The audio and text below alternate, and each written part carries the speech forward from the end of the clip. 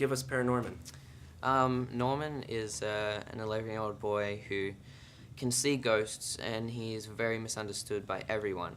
And from that perspective, I think he's kind of bullied at school, and his family doesn't understand him. So he kind of has his grandma to talk to, and he just sticks to who he is, and from that he kind of becomes a hero.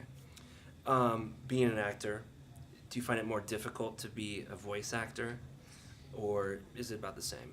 I think animation and, I guess you could call it traditional acting are two really different worlds, but I couldn't live without one of them because they're just so much fun. With traditional, you have the set around you, you have everything there, but with animation, you have to imagine, you're there with the family, and it's a lot of fun.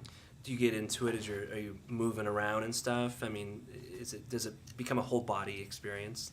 When you're recording, they film you, and they take your physicalities and put it into the character. So you definitely got to move around, and that's not only for the character, it really does help bring out emotions as well.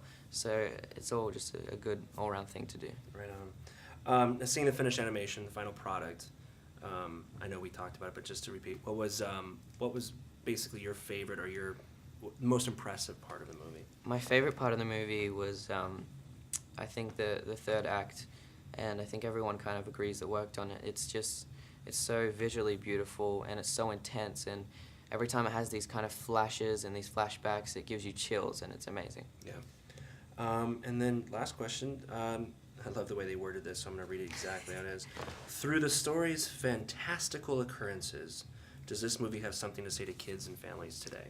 Definitely. I've been saying all day that, from a kid's perspective, you can see it as, a fun adventure film that's a little bit scary.